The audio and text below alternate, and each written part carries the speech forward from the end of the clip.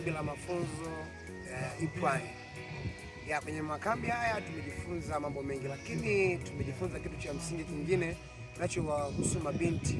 Mabinti wanatukubalia kuingia nao katika zinaa kwa sababu nyingi sana, lakini leo nitakuwa na ujumbe kidogo kwa mabinti ambao wakisikia wataweza kuelewa ni nini kinachowasababisha, na kama hawataki waache ili wasiingie.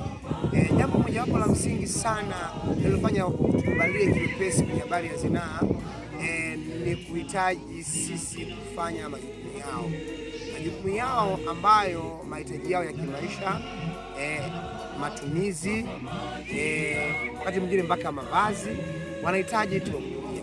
Pale ambapo kijana nitakuwa nimemhudumia binti kwa asilimia kubwa, pale nitakapomhitaji kwa ajili ya zinaa hauwezi binti kukataa. Kwa hiyo sasa, ukitaka ukatae, jitahidi sana uweze kujihudumia. Zile nafasi ambazo unanipatia mimi kama mwanaume nikazifanya, itanihitaji nipate kitu kutoka kwako. Je, kuna kitu gani cha kunipa? Ndipo pale ambapo binti unaingia katika zinaa. Sasa kwa nini usiingie huko? Nakupa ushauri, hebu jitahidi sana uwe una kazi ya kufanya. Usiwe ni binti ambaye upo tu.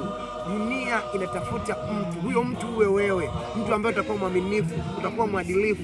Uadilifu ni nini? Ni kitendo cha kufanya kitu kana kwamba unasimamiwa hata kama hayupo anayekusimamia. Je, jiulize, angekuwepo mzazi wako ungelikubali ukafanya hilo jambo? Kwa hiyo fanya kitu kwa uadilifu, ukawe ni binti bora. Uliosikia maneno haya hajitahidi uwe bora. Usipende kupokea vitu vya wanaume. Sisi wanaume tunatoa kitu tupate kitu. Hakuna mtu ambaye sio mzazi wako, sio kaka yako, nikupe kitu alafu usinipe chochote. Kwa nini? Umekuwa mtoto wangu? Hapana. Sasa nataka nikuelekeze.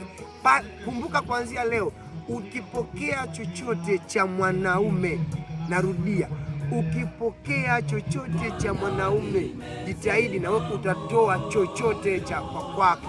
Sasa kama unataka kuendelea kutoa, endelea kupokea. Na wewe ukipokea sana, utatoa sana. Kwa hiyo jitahidi sana, kafanye kazi, ujitegemee mwenyewe. Mungu akubariki.